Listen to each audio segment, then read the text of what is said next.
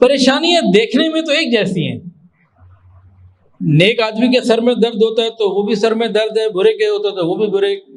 پریشانی نیک کو آئے اور برے کو، ہمیں کیسے پتہ لگے کہ جو پریشانی میرے پر آئی ہوئی ہے یہ گناہوں کی سزا ہے یا یہ دوسرا والا سلسلہ ہے؟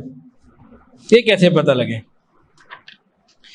پریشانیوں کی ظاہری صورت ایک جیسی ہے، لیکن ہمیں دیکھنا ہو کہ بھئی جو مجھے پریشانی آئی ہیں یہ میری درجات کی بلندی، گناہوں کی معافی، قرب الہی کا ذریعہ ہے، تربیت ہے، یہ مجھے جانچا جا رہا ہے، یا میرے والدین کی مغفرت ہوگی، یا یہ عذاب بن کر میرے اوپر آیا ہے. یہ سوال بنتا ہے کہ نہیں بنتا ہے؟ جی جواب بھی دینا چاہیے کہ چھوڑ دیں؟ اس کے جواب میں 3 باتیں ذرا سمجھ لیں. پہلی بات حضرت شاہ ولی اللہ محدث دہلوی رحمۃ اللہ لکھی ہے، فرماتے ہیں جو نیک لوگ بطور امتحان کے آزمائش میں مبتلا کیے جاتے ہیں، اللہ ان کے قلوب کو اطمینان، سکون اور چین عطا فرماتے ہیں.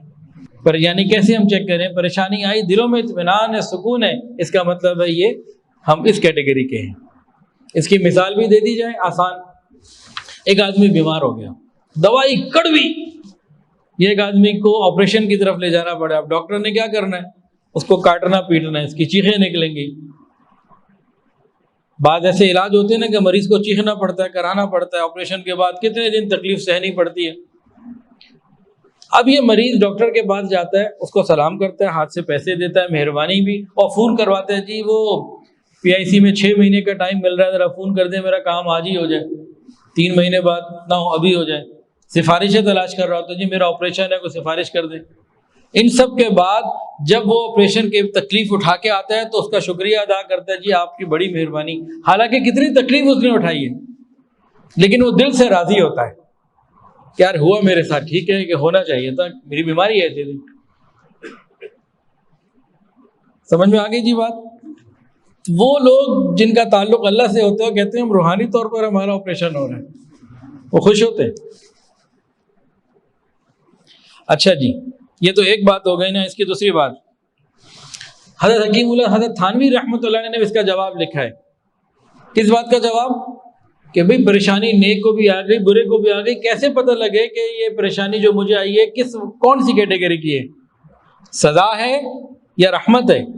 تو وہ فرماتے ہیں کہ جب تمہیں کوئی پریشانی آئے تم دیکھو، یا جس کو پریشانی آئے اس پریشانی کے بعد توجہ اللہ، رجوع اللہ، دعا، توبہ، استغفار، نماز، اس طرف اضافہ ہو گیا تو یہ رحمت ہے.